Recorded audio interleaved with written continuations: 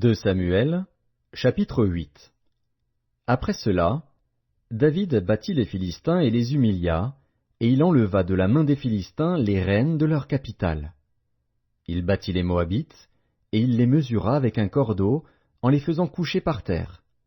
Il en mesura 2 cordeaux pour les livrer à la mort, et un plein cordeau pour leur laisser la vie.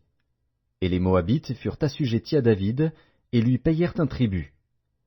David battit Hadadézer, fils de Rehob, roi de Tsoba, lorsqu'il alla rétablir sa domination sur le fleuve de l'Euphrate.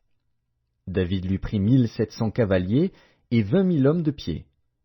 Il coupa les jarrets à tous les chevaux de trait et ne conserva que 100 attelages. Les Syriens de Damas vinrent au secours d'Hadadézer, roi de Tsoba, et David battit 22 000 Syriens. David mit des garnisons dans la Syrie de Damas. Et les Syriens furent assujettis à David, et lui payèrent un tribut. L'Éternel protégeait David partout où il allait.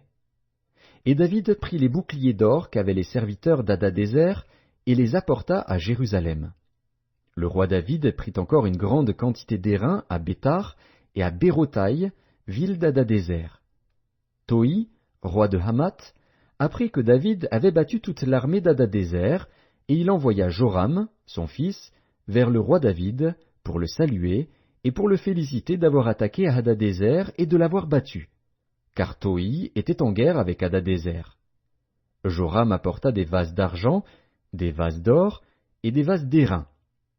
Le roi David les consacra à l'Éternel, comme il avait déjà consacré l'argent et l'or pris sur toutes les nations qu'il avait vaincues, sur la Syrie, sur Moab, sur les fils d'Ammon, sur les Philistins, sur Amalek, et sur le butin d'Hadadézer, fils de Rehob, roi de Tsoba.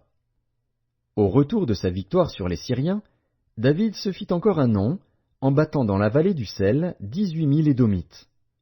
Il mit des garnisons dans Édom, il mit des garnisons dans tout Édom, et tout Édom fut assujetti à David. L'Éternel protégeait David partout où il allait. David régna sur Israël, et il faisait droit et justice à tout son peuple. Joab, fils de Tseruja, commandait l'armée.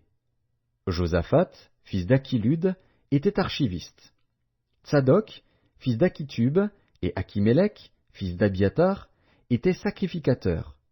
Séraja était secrétaire. Benaja, fils de Jéhojada, était chef des Kérésiens et des Pélétiens. Et les fils de David étaient ministres d'État.